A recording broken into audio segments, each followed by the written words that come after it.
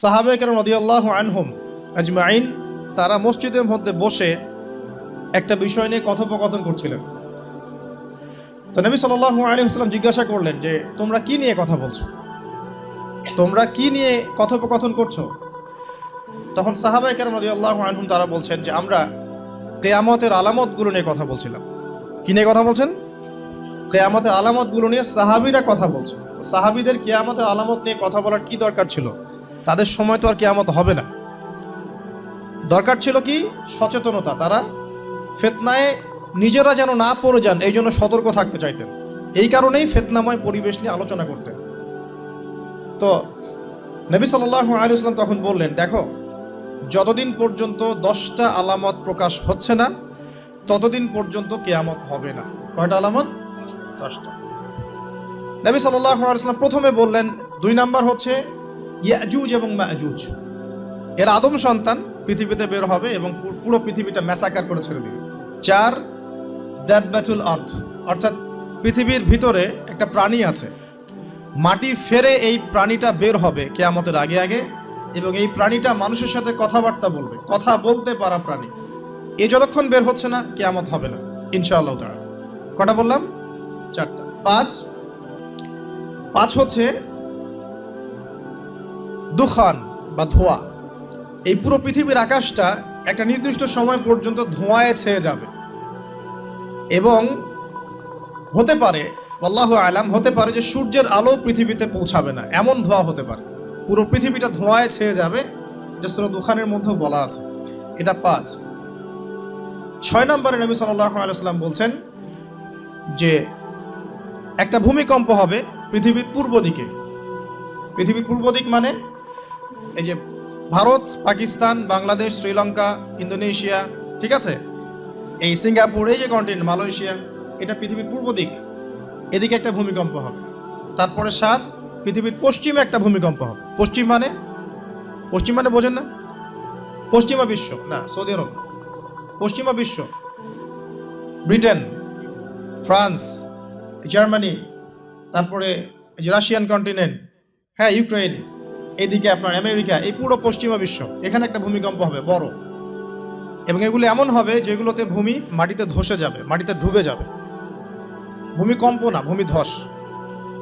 8 পৃথিবীর মাঝখানে মধ্যপ্রাচ্যে একটা ভূমিকম্প হবে, যেখানে আমাদের সো কল্ড আমিরুল মুমিনিনরা থাকে, যারা আমেরিকা এবং ইসরায়েলের বন্ধু, এদের এখানে একটা ভূমিকম্প হবে ইনশাআল্লাহ তাআলা। আর 9 ইয়েমেন থেকে একটা আগুন বের হবে। ইয়েমেন থেকে একটা আগুন বের হবে, যে আগুন মানুষকে হাসরের মাঠের দিকে তাড়িয়ে নিয়ে আসবে। আরেকটা বলেছেন 10 নাম্বার, যেটা এই মুহূর্তে আমি ঠিক মনে করতে পারছি না। তো এই 10টা আলামতের কথা নবী সাল্লাল্লাহু আলাইহি ওয়াসাল্লাম বলেছেন, না হওয়া পর্যন্ত, এই 10টা আলামত না আসা পর্যন্ত কিয়ামত হবে না। ও 10 নাম্বারটা মনে পড়েছে, আলহামদুলিল্লাহ।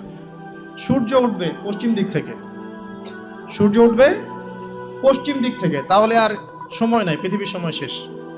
এই 10টা মনে থাকবে। 2টা সময় তওবা করে লাভ নাই। একটা হচ্ছে মৌতের যন্ত্রণা শুরু হয়ে গেলে, মৃত্যুর যন্ত্রণা শুরু হয়ে গেলে আগে পা থেকে শুরু হয়ে আস্তে আস্তে গলার দিকে আসে। হাদিসে যেমনটা এসেছে, সূরা ওয়াকিয়ার মধ্যেও আছে, যে পায়ের দিক থেকে যন্ত্রণা শুরু হয়ে আস্তে আস্তে আস্তে আস্তে এই গলার দিকে আসে, এবং আত্মাটা গলার এখানে যখন চলে আসে, এখান থেকে মালাকুল মাউত আত্মাটাকে নিয়ে চলে যায়। এবং চোখ দিয়ে তাকিয়ে থাকে মানুষ। রূহটা চলে গেলে মানুষ চোখ দিয়ে তাকিয়ে থাকে, দেখবেন এই কারণে মৃত ব্যক্তি তাকিয়ে থাকে, চোখ খোলা থাকে।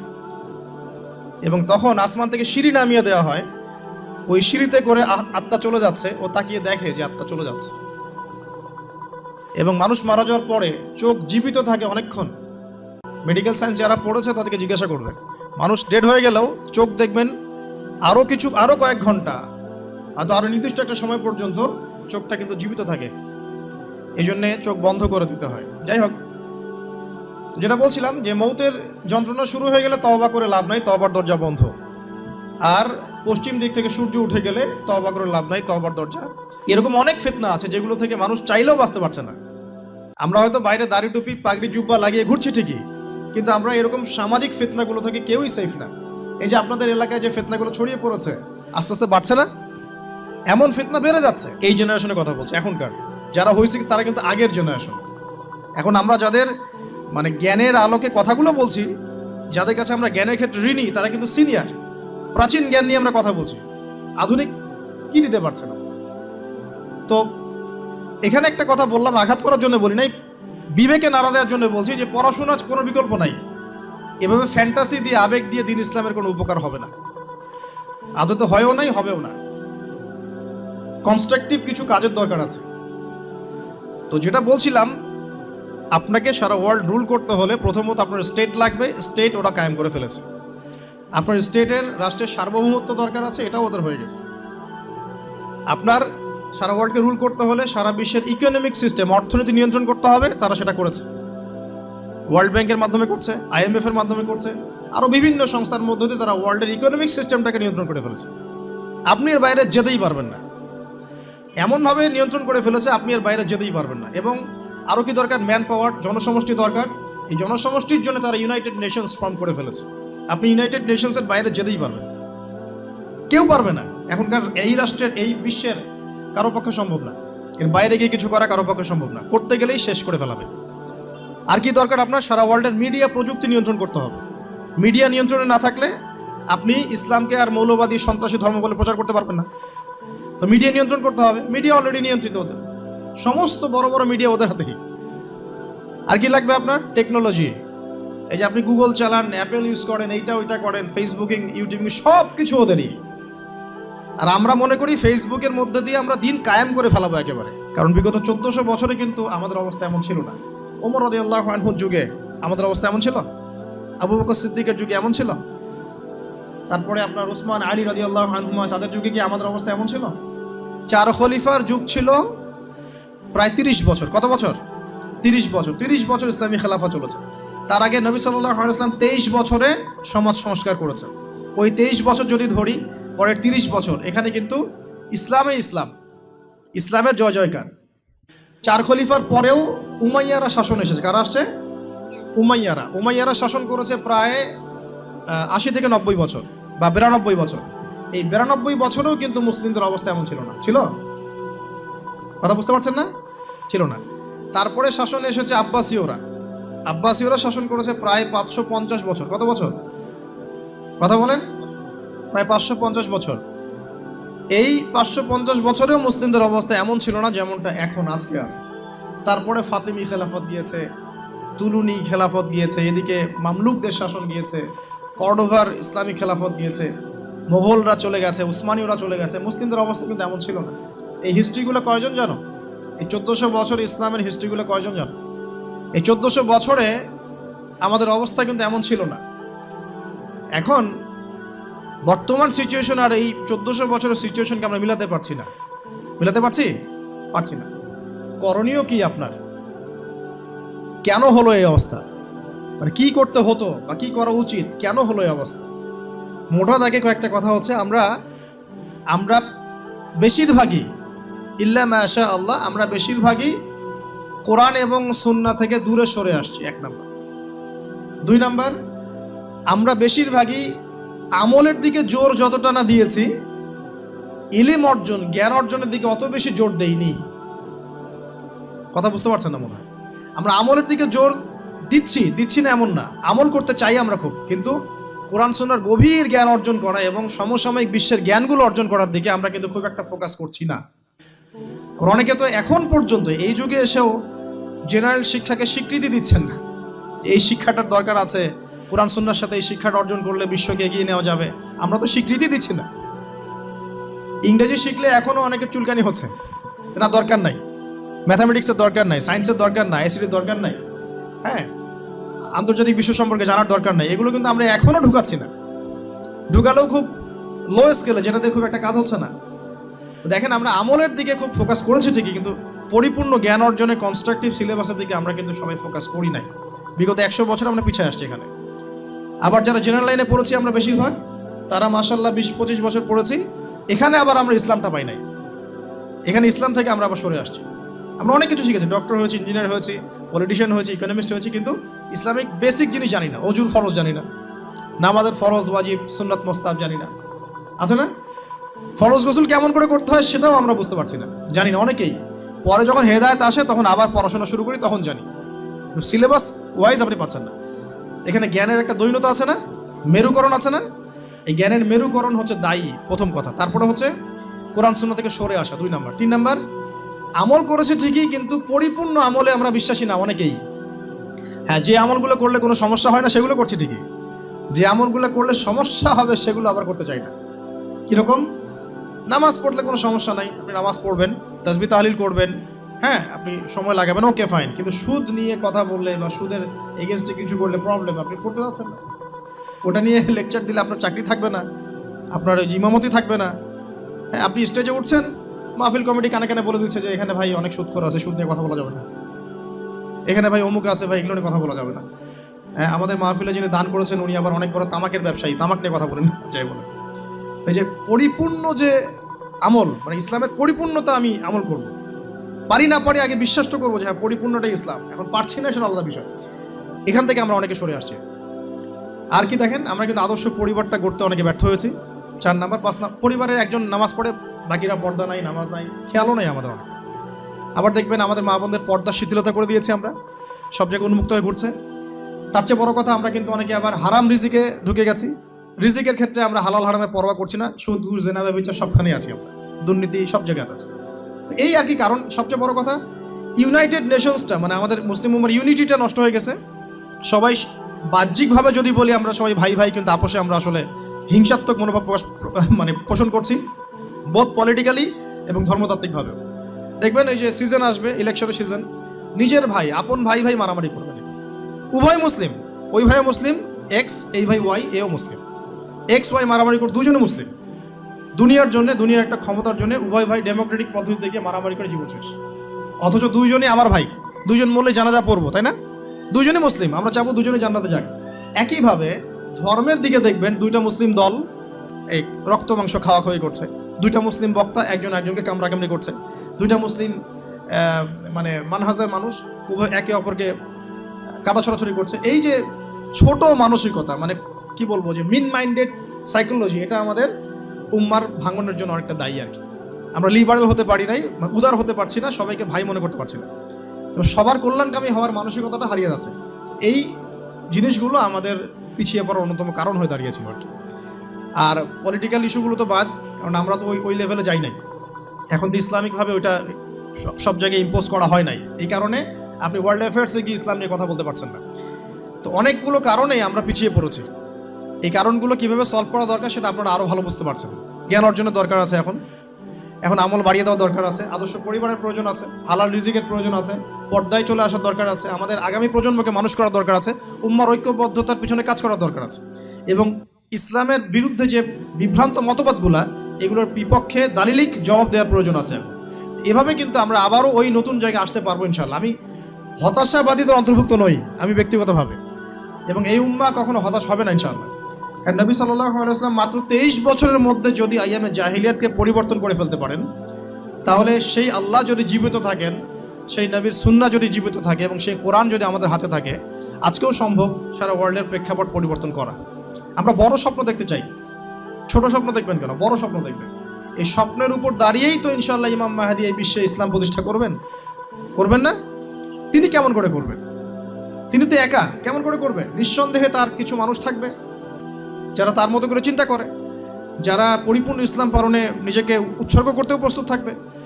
এমন তো কিছু মানুষ তিনি নিয়ে আসবেন, তিনি তো পারবেন। ঈসা ইবনে মারিয়াম তো আসবেন, আমি বললাম 10টা আলামত, তার মধ্যে একটা হচ্ছে ঈসা ইবনে মারিয়াম আসবেন, এবং তিনি এই জুলুমের ভিত্তিটা উপড়ে ফেলবেন। এটা কি এমনি এমনি হবে? অনেক ত্যাগ হবে, অনেক তিতিক্ষা হবে, অনেক পরিশ্রম হবে। হ্যাঁ, তাদের ইফোর্ট থাকবে, সারা বিশ্বের মধ্যে ইসলামটা আল্লাহ যাদেরকে পছন্দ করবে তাদের মধ্যে দিয়ে ছড়িয়ে দিবেন। একবার না একবার কিন্তু এটা হবেই। আমরা জানি আসন্ন সময়গুলো তাদের বিশ্বকে ডমিনেট করার সময়, কিন্তু তারপরে একটা যুগ আসবে, যেই যুগে ইসলামের সোনালী সকাল কিন্তু আবারও দেখা যাবে ইনশাআল্লাহ। এখন কনক্লুশনে আসার আগে আমি জাস্ট কয়েকটা পয়েন্ট বলে শেষ করে দিই। যে নবী সাল্লাল্লাহু আলাইহি ওয়াসাল্লাম, এই জায়গাটা একটু ভালো করে বোঝেন, নবী সাল্লাল্লাহু আলাইহি ওয়াসাল্লাম এমন একটা সমাজকে পরিপূর্ণরূপে পরিবর্তন করে দিয়েছেন, যেই সমাজের ম্যাক্সিমাম শিরক করত, ম্যাক্সিমাম মূর্তি পূজা করত, শিরক করত, ম্যাক্সিমাম মানুষ সুদ খাইত, ম্যাক্সিমাম মানুষ মাদকদ্রব্য সেবন করত, মেয়েদের কোনো রকমের সম্মান ছিল না, এমনকি গোত্রীয় হানাহানি চরম পর্যায়ে, কথা কাটাকাটি হতে হতেই রক্তক্ষয়ী সংঘর্ষ হয়ে যেত। আমরা যেটাকে আইয়ামে জাহিলিয়াত বলি, এদিকে দেখেন, নবী সাল্লাল্লাহু আলাইহি ওয়াসাল্লাম আইয়ামে জাহিলিয়াতের একটা জাহেলি সমাজকে কত বছরে পরিবর্তন করেছেন বলেন? কত বছর? মাত্র 23 বছর। 23 বছর পরে মক্কার দিকে তাকিয়ে দেখেন, কোনো শিরক আছে কি? কোনো সুদ আছে? কোনো জেনা, ধর্ষণ, মাদক, মেয়েদেরকে জীবন্ত কবর দেয়া, মানবতা বিরোধী কোনো অপরাধ আছে? 23 বছর। কত বছর? আপনি হিস্ট্রি পড়েন, দর্শনের যে শাস্ত্রগুলো পড়েন, পড়ে দেখেন এমন কোনো দার্শনিক মতবাদ নাই, এমন কোনো ঐতিহাসিক সমাজ পরিবর্তনকারী মতবাদ নাই যেটা এত অল্প সময়ের মধ্যে সমাজ পরিবর্তন করে ফেলেছে।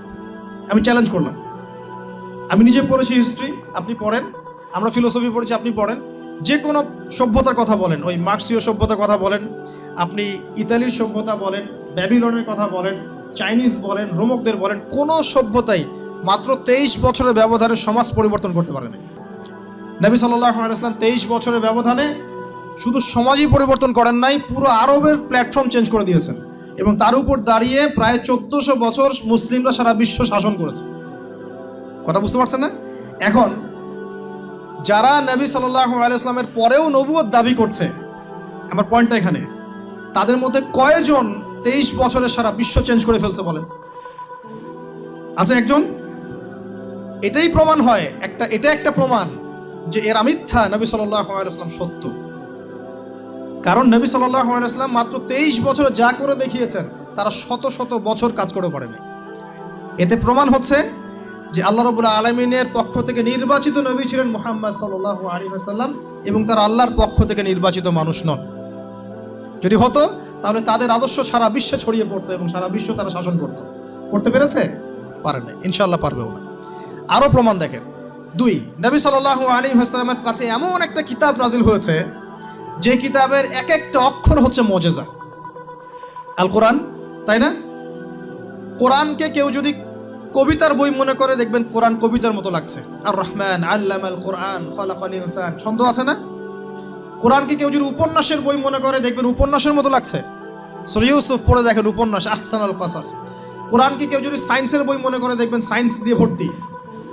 কোরআনকে কেউ জীববিজ্ঞানের বই মনে করলে দেখবেন জীববিজ্ঞান দিয়ে ভর্তি। কোরআনকে দেখবেন কেউ যদি ওই যে জিওগ্রাফির বই মনে করে, দেখবেন জিওগ্রাফি দিয়ে ভর্তি। কোরআনকে যদি পলিটিক্যাল সায়েন্সের বই মনে করেন, পলিটিক্যাল সায়েন্সে ভর্তি। যে দিক থেকে আপনি কোরআনকে দেখবেন সেটাই পাবেন। এটা মুজিজা না? মুজিজা, অলৌকিকত্ব। এই কিতাবের একটা শব্দকে কেউ কি ভুল দেখাতে পারবে? এর একটা বিধানকে মানবতার বিরোধী প্রমাণ করতে পারবে? এর একটা আয়াতকে মিথ্যা প্রতিপন্ন করতে পারবে? চ্যালেঞ্জ দিতে পারবে? আল্লাহ পাক চ্যালেঞ্জ দেন নাই? ওয়াইন কুনতুম ফি রাইবিম মিম্মা নাযালনা আলা আবদিনা ফাতু বিসূরাতিন মিন মিথলি। তোমরা যদি আমার বান্দার উপর আমি যা নাজিল করেছি এটা যদি সন্দেহ করো, তাহলে এর মতো একটা সূরা নাজিল করে নিয়ে এসে দেখাও। কি করো? জাস্ট একটা এরকম সূরা, ইন্না আতাইনাকাল কাউসার ফাসাল্লি লিরাব্বিকা ওয়ানহার ইন্না শানিয়াকা হুয়াল আবতার, এমন একটা সূরা জাস্ট রচনা করে এনে দেখাও। কেউ পারবে? কেউ পারছে? আজ পর্যন্ত এই চ্যালেঞ্জ নিতে কি কেউ পেরেছে? পারে নাই। দেখুন, মুহাম্মদ সাল্লাল্লাহু আলাইহি ওয়াসাল্লামের উপর কোরআনের মতো কিতাব নাজিল হয়েছে, ঠিক আছে? যে কিতাব বিস্ময় অলৌকিকত্ব দিয়ে ভরা। যারা তার পরে নবুয়ত দাবি করছে, তাদের কাছে এমন কোন কিতাব এসেছে? এসেছে কোনো কিতাব? কোরআনের সমকক্ষ কোনো কিতাব এসেছে? এই তো প্রমাণ হয়ে যায় যে তারা মিথ্যা, মুহাম্মদ সাল্লাল্লাহু আলাইহি ওয়াসাল্লাম সত্য। আর কিছু লাগে? আরো দিচ্ছি আপনাকে। দেখেন, মুহাম্মদ সাল্লাল্লাহু আলাইহি ওয়াসাল্লাম আমাদেরকে সুন্নাহ দিয়ে গেছেন না? সুন্নাহ, তার সুন্নাহ, দাঁত ব্রাশ করার সুন্নাহ, টয়লেট করার সুন্নাহ, হায়েজের কি করতে হবে, নেফাস হলে কি করতে হবে, স্বপ্নদোষ হলে কি করতে হবে, ঘুমালে কেমন করে ঘুমাতে হবে, ঘুমের মধ্যে ভয় পেলে আপনি কি করবেন, ভালো স্বপ্ন দেখলে কি করবেন, খারাপ স্বপ্ন দেখলে কি করবেন, ঘুম থেকে উঠে জুতোটা পরবেন কিভাবে, কোন পা আগে কোন পা পরে, মোজাটা কেমনে পরবেন, খুলবেন কিভাবে, বাথরুমে ঢুকবেন কোন পা দিয়ে আগে কোন পা দিয়ে পরে, মসজিদে যাবেন কিভাবে যাবেন, ঢুকবেন কিভাবে, বেরোবেন কিভাবে, আপনি নামাজ কেমন করে পড়বেন, রোজা কিভাবে রাখবেন, হজ কিভাবে করবেন, যাকাত কিভাবে দিবেন, আপনি অর্থনীতি কিভাবে চালাবেন, সমাজে মানুষের সাথে কিভাবে মেলামেশা করবেন, আপনি আল্লাহর দ্বীনকে কিভাবে প্রচার প্রসার করবেন, রাষ্ট্র কেমনে চালাবেন, কোন হেদায়েতটা মুহাম্মদ সাল্লাল্লাহু আলাইহি ওয়াসাল্লামের সুন্নাতে নাই? একটা দেখাতে পারবেন যেটা নাই? একটা দিক দেখাতে পারবেন যে মুহাম্মদ সাল্লাল্লাহু আলাইহি ওয়াসাল্লামের সুন্নাহর বাইরে এটা অপরিপূর্ণ, এমনটা প্রমাণ করতে পারবেন? তাহলে মুহাম্মদ সাল্লাল্লাহু আলাইহি ওয়াসাল্লামের সুন্নাহ হচ্ছে পরিপূর্ণ। তারপরে যারা নবুয়ত দাবি করেছে তাদের সুন্নাহর মধ্যে কি আছে? তাদের সুন্নাহর মধ্যে কি আছে? কতটুকু আছে? তারা কি একটা বিষয়ের হেদায়েত দিতে পেরেছে যে মেসওয়াক কেমন করে করতে হয়? নবী সাল্লাল্লাহু আলাইহি ওয়াসাল্লাম তো, এই যে আলেম ওলামা এখানে অনেক আছেন, আমি তাদের সামনে কথা বলতে আসলে গিল্টি ফিল করছি আর কি। তারপরে আলেম ওলামা আমাকে পিছন থেকে সাহস দেন বলে আমি কথা বলি, আর আমি ফিল করি যে আমি আসলে কিছু বলি না, আল্লাহ পাক বলান, আল্লাহ পাক বলার তৌফিক দেন বলেই বলতে পারি, আমার নিজের কোনো ক্ষমতা ও জ্ঞান নাই। এখানে দেখেন মিশকাতুল মাসাহাবি তারা পড়ান মাদ্রাসায়, দেখবেন ওখানে মাথার চুলটা কিভাবে আশ্রাতে হয় সেটার অধ্যায় লেখা আছে আলাদা করে। মাথার চুলটা কিভাবে আশ্রাতে হয় সেটার হেদায়েতও আপনার নবী আপনাকে দিয়ে গেছেন। আর যদি এই হেদায়েতটা আমরা নেই না, কিন্তু রাষ্ট্র কিভাবে চালাতে হবে সেটাও নবীজি বলে গেছেন। আমরা নিতে পারি না বা নিচ্ছি না, হয়তো আমাদের অপারগতা আছে বা আমরা পারছি না। তো যে নবী আপনাকে পরিপূর্ণ একটা সুন্নাহ দিয়ে যাচ্ছেন জীবনের প্রতিটা ক্ষেত্রে, তারপরে যারা নবুয়ত দাবি করছে তারা এমন কোন সুন্নাহ দিয়ে গেছে? এতেই তো প্রমাণ হয় নবী সাল্লাল্লাহু আলাইহি ওয়াসাল্লাম সত্য এবং তিনি বাদ দিয়ে সবকিছু কি বাতিল। সে যেই হোক না কেন, এক্স ওয়াই জেড যেই হোক, আমি নাম নিতে চাই না, আমার নাম নিতে লজ্জা করে, ঘৃণা করে, রুচি করে না। আপনারা তো নাম নিয়ে কথাবার্তা বলছেন, আমার নাম নিতেও ঘৃণা করে, লজ্জা লাগে, আমার গায়রতে লাগে যে নবী সাল্লাল্লাহু আলাইহি ওয়াসাল্লামের পরে কারো নাম নিতে হবে অ্যাজ এ নবী, নাউজুবিল্লাহ।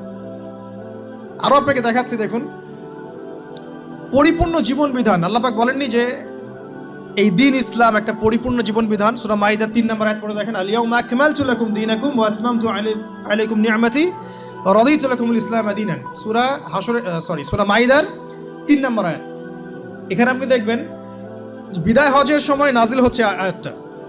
আল্লাহ পাক বলছেন যে আমি ইসলামকে একটা পরিপূর্ণ জীবন বিধান দিয়েছি। ইসলামকে পরিপূর্ণ জীবন বিধান দেওয়া হয়েছে কোরআন এবং সুন্নাহর মাধ্যমে, এবং কোরআন সুন্নাহর মধ্যে আপনি এমন কোনো বিধান নাই যেটা পাচ্ছেন না।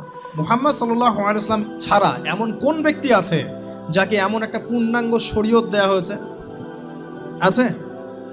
তাহলে এখানেই তো প্রমাণ হয় মুহাম্মদ সাল্লাল্লাহু আলাইহি ওয়াসাল্লাম আল্লাহর পক্ষ থেকে মনোনীত নবী এবং বাকি যারা তারা বাতিল। তারপর সামনে যান, নবী সাল্লাল্লাহু আলাইহি ওয়াসাল্লাম শুধু কি বই লিখে আর লেকচার দিয়ে দিন প্রচার করেছেন? প্রথম 3 বছর গোপন দাওয়াত দিয়েছেন। দেখেন 23 বছর, প্রথম 3 বছর গোপন দাওয়াত দিয়েছেন, পরে তিনি প্রকাশ্য দাওয়াত দিয়েছেন। মক্কায় থেকেছেন 13 বছর, তারপর মদিনায় হিজরত করে সেখানে 10 বছর। কখনো যখন সবর করার দরকার সবর করেছেন, যখন দাওয়াত দেওয়ার দাওয়াত দিয়েছেন, যখন অস্ত্র ধরার অস্ত্র ধরেছেন। সারিয়া করেছেন, সারিয়া এবং গাজওয়া। সারিয়া কি? যেখানে নবী সাল্লাল্লাহু আলাইহি ওয়াসাল্লাম অন্য কাউকে আমির হিসেবে দায়িত্বে পাঠিয়েছেন। আর গাজওয়া হচ্ছে বদর উহুদের মতো, খন্দকের মতো, খায়বারের মতো, যেখানে নবী সাল্লাল্লাহু আলাইহি ওয়াসাল্লাম নিজে উপস্থিত থেকেছেন অ্যাজ এ সেনাপতি। একজন নবী, তিনি অস্ত্র হাতে তরবারি নিয়ে যুদ্ধের মাঠে যুদ্ধের নেতৃত্ব দিচ্ছেন। নবী সাল্লাল্লাহু আলাইহি ওয়াসাল্লামের পরে যারা নবুয়ত দাবি করছে এদের কয়জন এমনটা করেছে? বলেন একজনও? ওই ঘরের পিছনে বসে বসেই খালি কিছু বই লেখা আর কিছু বিভ্রান্তি ছড়ানো, আর কিছু করেছে? কখনো সম্মুখ সমরে এসেছে? সম্মুখ সমরে আসার সাহসই তো নাই, কারণ তারা বাতিল। আর মুহাম্মদ সাল্লাল্লাহু আলাইহি ওয়াসাল্লাম হক নবী বলে সম্মুখ সমরে নেতৃত্ব দিয়েছে। প্রমাণ হচ্ছে না নবী সাল্লাল্লাহু আলাইহি ওয়াসাল্লাম সর্বশেষ নবী? তারপরে কোনো নবী আসবেন না ইনশাআল্লাহ তাআলা। দেখুন আরো একটা পয়েন্ট বলি, কিয়ামত নবী সাল্লাল্লাহু আলাইহি ওয়াসাল্লামের উপর যা নাজিল হয়েছে কোরআন এবং সুন্নাহ এবং দ্বীন ইসলাম, কিয়ামত পর্যন্ত থাকবে না? নবী সাল্লাল্লাহু আলাইহি ওয়াসাল্লাম বাদ দিয়ে যারা নবুয়ত দাবি করেছেন এই পর্যন্ত প্রায় 30 জন হয়ে গেছে। কিন্তু নবীজি বলেছিলেন যে 30 জনের বেশি বা প্রায় 30 জন মিথ্যা নবুয়তের দাবিদার আসবে আমার পরে, যার মধ্যে 3 জন হবে মহিলা। 3 জন কি? মহিলা, 27 জন পুরুষ। তো যারা দাবি করেছে তাদের আদর্শ, তাদের শরিয়াহ পৃথিবীতে টিকে আছে না মিটে গেছে? মুসাইলামা কাযযাব কি এমন কোনো শরীয়ত নিয়ে এসেছিল যেটা কিয়ামত পর্যন্ত আছে? এমন কোনো কিতাব নিয়ে এসেছিল যেটা কিয়ামত পর্যন্ত থাকবে? এমন কোনো সুন্নাহ দিয়েছে যেটা সার্বজনীন? এমন কোনো দিন দিয়েছে যেটা পূর্ণাঙ্গ? মুসাইলামা কাযযাব কি অস্ত্র ধরেছে? ধরেছিল মনে হয়, তাকে তো হত্যা করা হয়েছে আবু বকর রাদিয়াল্লাহু আনহুর সময়। তো দেখুন কিয়ামত পর্যন্ত এই যে দিনটা বিজয়ী থাকা, এটা হচ্ছে সেই আলামত যে নবী সাল্লাল্লাহু আলাইহি ওয়াসাল্লামের উপর যেই সত্তা এই দিন নাজিল করেছেন সেই সত্তা তাকে শেষ নবী করেছেন। তারপরে আর কেউ আসবে না যার দিন কিয়ামত পর্যন্ত থাকবে। সর্বশেষ এই পৃথিবীতে কি হবে দেখুন, সর্বশেষ এই পৃথিবীতে ইমামুল মাহদী আসবেন ফাতিমা রাদিয়াল্লাহু আনহার বংশ থেকে। ফাতিমা রাদিয়াল্লাহু আনহা কে? নবী সাল্লাল্লাহু আলাইহি ওয়াসাল্লামের মেয়ে, তারই লেগেসি থেকে আসবেন। ইমামুল মাহদির পরে ঈসা ইবনে মারইয়াম আসবেন, তিনি নতুন করে শরীয়ত নিয়ে আসবেন না, তিনি নবী হিসেবে আসবেন, কিন্তু কোনো শরীয়ত নিয়ে নয়, বরং নবী সাল্লাল্লাহু আলাইহি ওয়াসাল্লামের এই যে শরিয়া, এটাই তিনি ফলো করবেন এবং প্রত্যেক আহলে কিতাব তার প্রতি ঈমান নিয়ে আসবে। তো এই যে ইসলাম দিয়ে, ইসলামিক সভ্যতা দিয়ে যে পৃথিবীটা শেষ হচ্ছে, এটা কি কিয়ামত পর্যন্ত দিন জীবিত থাকার প্রমাণ না? প্রমাণ হয়ে গেল। তাহলে যে নবীর উপর এমন দিন আসতে পারে যা কিয়ামত পর্যন্ত টিকে থাকবে, সেই নবী কি শেষ নবী নন? যদি এমন কোনো ব্যক্তি আসতো, বা বোঝেন, মনে করেন 2050 সালে পৃথিবী থেকে ইসলাম মিটে গেছে, কথার কথা, নাউজুবিল্লাহ, তাহলে প্রমাণ হয়ে যেত যে ইসলাম মিথ্যা এবং নতুন নবুয়তের দরকার ছিল। আপনারা বুঝতে পারছেন না? তাতারি মানে যে মঙ্গোলিয়ানরা, এরা এই 1250 থেকে 1300 সালের মধ্যেই এই বাগদাদকে আক্রমণ করেছিল, মনে আছে? যারা হিস্ট্রি পড়েছেন তারা জানেন, বাগদাদকে আক্রমণ করেছিল এবং বাগদাদকে পুরো ম্যাসাকার করে ফেলেছে। তখন ওদের হাতে যদি পৃথিবীর সমস্ত মুসলিমরা শেষ হয়ে যেত আর ইসলাম এখন পর্যন্ত না আসতো, আমরা বুঝতাম ইসলাম মিথ্যা, আল্লাহ পাকের এই প্রতিশ্রুতি মিথ্যা, কারণ এটা 1200 সালে থেমে গেছে। আল্লাহ পাক বলছেন ইসলাম শেষ পর্যন্ত